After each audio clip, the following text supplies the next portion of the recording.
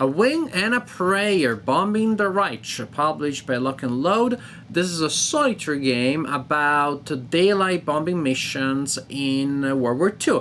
You, the player, control a squadron of B-17 flying fortresses. You're stationed in England. Each day you receive a mission to go and bomb a certain objective. You fly to Europe, you try to survive, to destroy as much as possible of your objective, and you repeat that for a number of days, depending on the length of the campaign that you have decided to play. And at the end, you tally your score and you see how well you did as the manager, as the commander of the squadron of flying fortresses.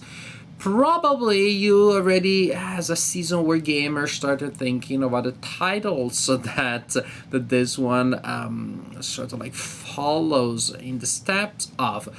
B-17, Queen of the Sky, of course, the classic game, one of the most important and most revered war games of all time. In more recent years, we have B-17 Leader by DVG, and now we have a different implementation of the same idea. Mechanically, you will see that there are several ideas that this game seem to refer to, seem to borrow, but also a couple of interesting and original takes on the classic formula. The game is pretty simple, probably could work as an introductory war game. There's nothing complicated and the procedures are very linear. If this is your first war game, you simply patiently go through the rulebook, do what it says, repeat, do what it says. You don't have to do a lot of conceptual work or cross-referencing. Cycle through the turn structure a couple of times and you will learn the game. So from the point of view of the complexity, this could work as an introductory war game. From the point of view of the pace and the flow, maybe not. Maybe this should not be your first or second war game, for reasons that I will explain in my conclusions after we have a closer look at A Wing and a Prayer. The game is played on this map, which is made of thick paper. Also, you will need 2 main displays and a lot of players that are scattered around here at the present time. There you have a display where you will place your aircraft and crew divided between a ready area, ready to fly, and not ready yet. Here you have the counters representing the aircraft in the game, and then we also have crews. Crews can be at different levels of experience. You will need to match a crew with a bomber to be able to fly that bomber. Sort of like this. I like to place the crews under the bombers just with that element there showing with the modifiers. The bombers, the aircraft in general in the game have 3 or 4 numbers printed on them. Here's the value in air combat. Here we have performance, bombing value, and structure. The aircraft in the game can be in 1 of 2 states. I guess there's a third one which is not in play. When they're in play, they can be okay, healthy, or damaged. So you're not gonna have to take into account, okay, the bomber had 20 points, I lose 2, you don't have to track that kind of stuff. The side that is up tells you how the bomber is doing. During the game, the general idea is that you will have a token there that represents your position on the strategic map. You will move on the map from connection to connection, attempting to reach your target. There is a number of cards here that represent possible targets. You draw one at the beginning of each day, and that is the target you're bombing for that day. At that point, you will set up your mission by placing crews and aircraft here on the formation card, on the formation display. As you can see, you may have up to 20 bombers. They're divided in 4 elements. You need to fill up the formation starting from here. If you take losses, you need to rearrange the formation to keep it as tight as possible, because that is just common sense. Here you have a box where you will place the cloud cover for the day. It determines how hard it is to to hit the target, and you determine that randomly at the beginning of the game. Also, here we have an area with the escorts. This is a very interesting idea. You will select a number of escort fighters to follow you, to help you along the way, to keep an eye on your 6. And as they move, as you move on the map, you will also move them on this track here. So that will record for how long they have been with you, because they have a limited range, a limited ability to follow you. So for example, in turn 6 of your flight, of your mission, the P-47 are saying bye-bye. The P-51 are more reliable and can stay with you up to 12 turns. There are boxes on the map in which you may try to rendezvous with a second escort group. If you do so, you lose entirely the group that you had at the beginning, and there's a procedure to determine who is escorting you now. Maybe a smaller group, but they are fresh now. They may stay with you for longer. So we have the day starts, we draw a card, and the card tells us the flag that we're gonna take when we are there. You can ignore that number for now. Here is the structure, the target value, how hard it is to bomb it and how resistant it is. This is the number of escorts that you have. This is the number of bombers that you bring with you. And yeah, we have victory points for destroying or for damaging a target. When you damage a target, you replace the target with a card with different values that represents the damaged target. Each turn, you will move by a box on the board. And then there's a lot of if-then. It's a fairly procedural or considerably procedural game in which you need to check if things are happening, then you need to perform procedures to resolve what they do. For example, if the formation is loose, you may try to tighten it up, you may shift the bombers around within your formation. If you are in an area where there is a possible rendezvous, then you may decide to do that to get a new escort. If you enter an area with a flag symbol, then you have to resolve attacks against you. There may be events that happen, as again, a lot of those like if-then. As for the flag, if you're taking damage from, or if you're being attacked by flag, you roll a die to determine the strength of the attack. Then you look at the combat table that is used to resolve various types of combat. You cross-reference the strength of the attack with the number of bombers that you have to determine the number of attacks that each bomber in your formation takes. As you can see, the more bombers you have, the more spread out are the attacks. And suppose that when all is said and done, each of my bombers is going to take 3 attacks. Now, for each of my bombers on the formation card, for each of my bombers, I'm gonna roll a die for each attack that it takes. So 3 attacks per bomber, 3 dice, 3 dice, 3 dice, and so on and so forth.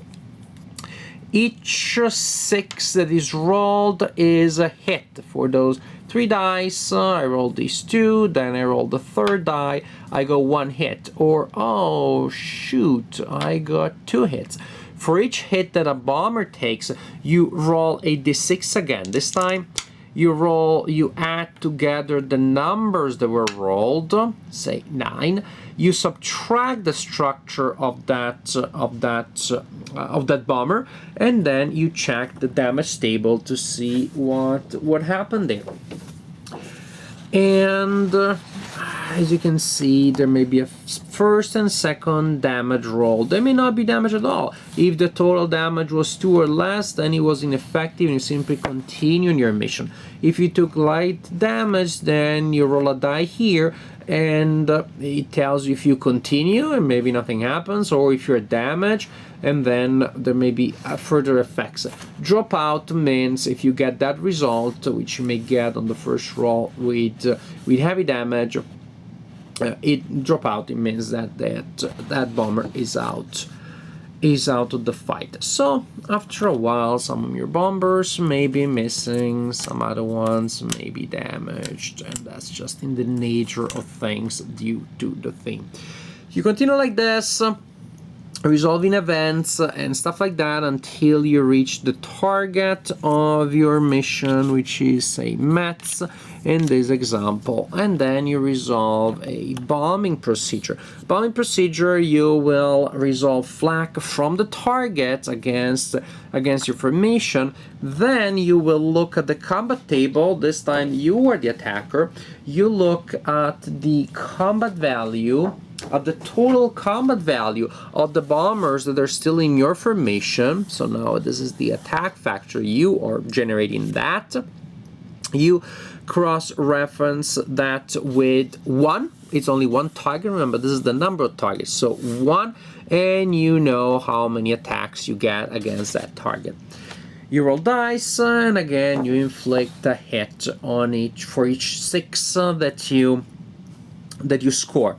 Roll die determines that the number that you need to roll to score a hit depends on the level of cloudiness. For example, in a day that has light clouds, when we are attacking a target, we score a hit each time that we roll a 5 or more. That is a 5 or a 6. And that is how you determine the target number for the place that you attacked.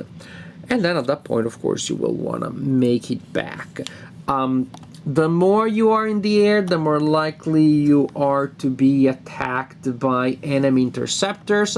There is a fairly involved procedure to resolve that part, but you will place the interceptors here. They're arriving. Then you decide how to employ the escorts that you have. You may send them up there to face the interceptors.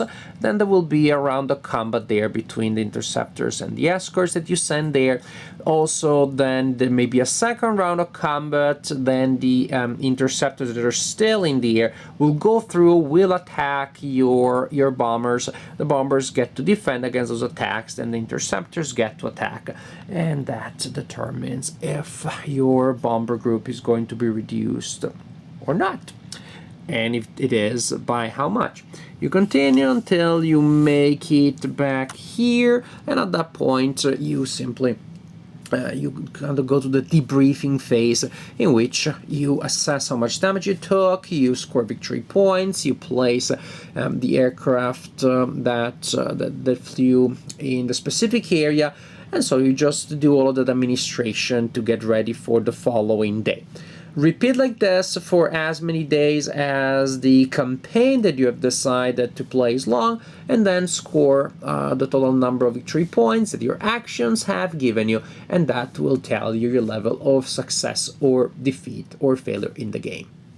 This is a good game, but I think definitely a game for the dedicated wargamer. And here I'm not talking about the level of skill and competence that you developed over decades of devotion to the hobby of playing war games.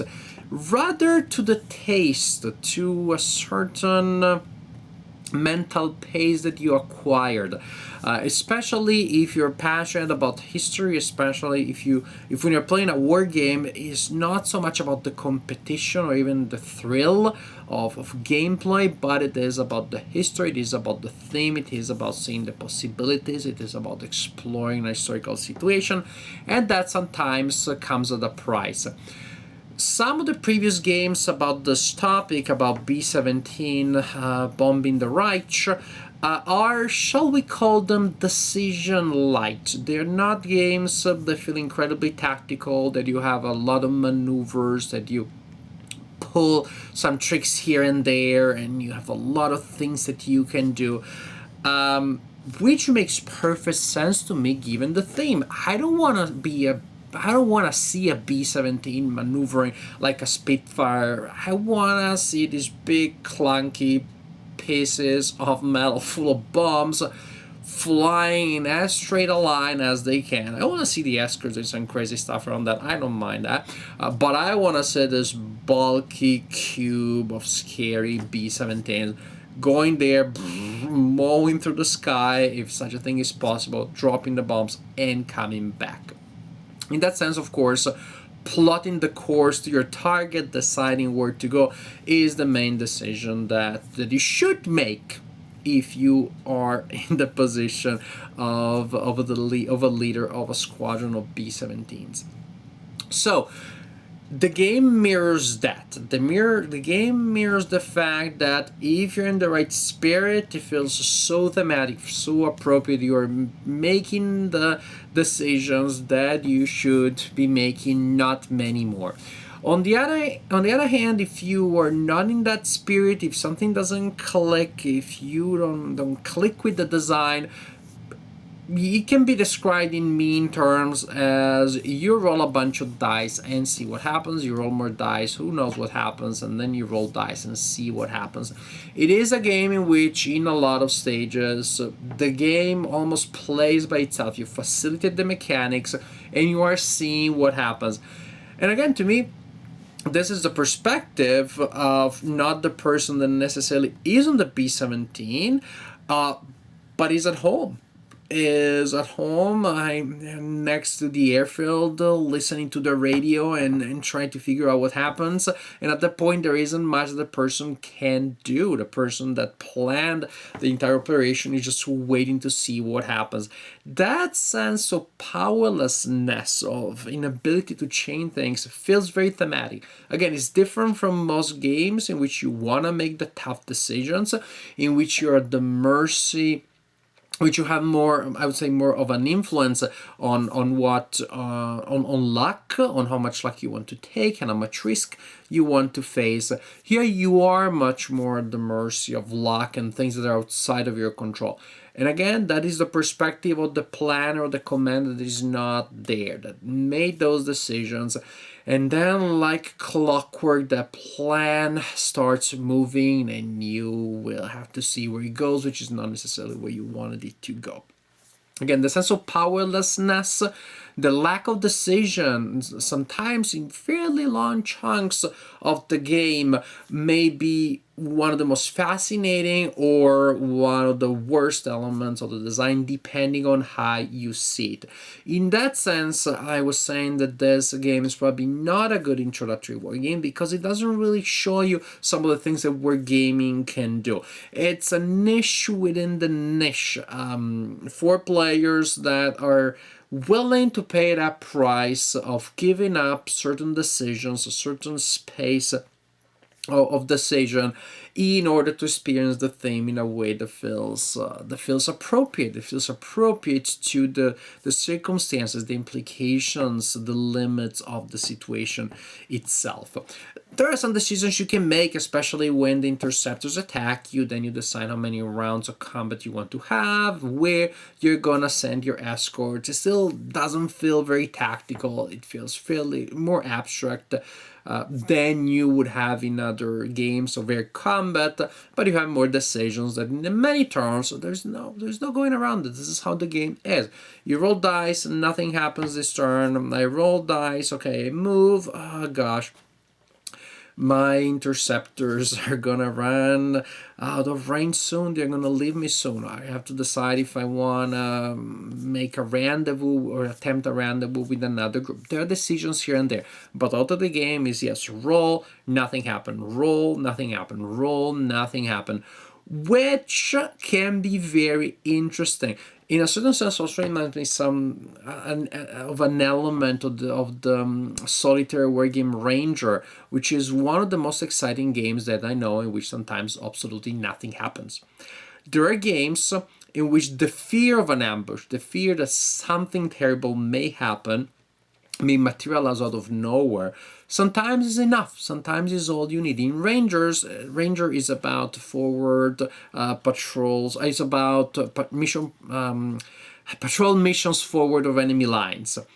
And so all of a sudden the enemies may come out of the bushes, they come out of a forest, and you have no idea. You turn a corner and everybody starts firing, and it's chaos. And here, well, out of the blue, quite literally, the interceptors may come or not come. Even the turns when nothing happens, you still have the countdown clock that comes from the fact that the escorts are not going to be there forever. You have the constant sense that the interceptors may happen. You have the constant doubt, or will I do well when I am on the target? Will I be able to deliver that? Or this lengthy wait to get there then will amount to nothing. And it may feel anticlimactic. Yes, you may do everything right. You may have a nice fly there without any surprise, and then you miss the target. Because that's the way it is. Your bombing is not a game about a Delta team, about a sniper that has the perfect skill of hitting that exact target, and you get, the fun. I don't know if even a sniper is about fun, but you get the satisfaction of seeing your competence put to good use. There's a lot of luck involved in the original situation, and a lot that is outside of your control. The game mirrors that perfectly. In that sense, I personally like it because I can do that transition. I enjoy the type of experience. I enjoyed previous games based on a similar design philosophy, previous games based on this decision light idea. Not gonna be for everybody. I don't think this is gonna be a universal crowd pleaser. Experienced wargamers, not because they know wargaming better, but because they may be acquainted to this type of pacing, may enjoy this more than novices. And I think that this is a game that's going to be mainly it's going to be mainly appreciated by them, probably aimed at them. If you have played the B-17 Queen of the Skies and previous games of this type and you like them, I think you'll like this one. Actually, yes, it doesn't feel redundant. It is different enough from the classics, from other games of this type. It has its own flavor. The combat table works differently from many other cases. The escort has more detail than you have in other games. It's fun to see as the situation unravels. It's fun to see what happens. But that is what the show is about. That is what you're in for. I like a game that is decision light, but very thematic, and it really gives me a sense of the depicted situation. I'm happy with it, and I'm happy with a wing and a prayer. Not for everybody, but if you're into this theme, or you think you may like it and you want to experience it in a way that is not mechanically particularly complex and is very approachable from the point of view of the length and difficulty of the rules, then by all means give a try to a wing and a prayer. Maybe it turns out that it is a game for you after all.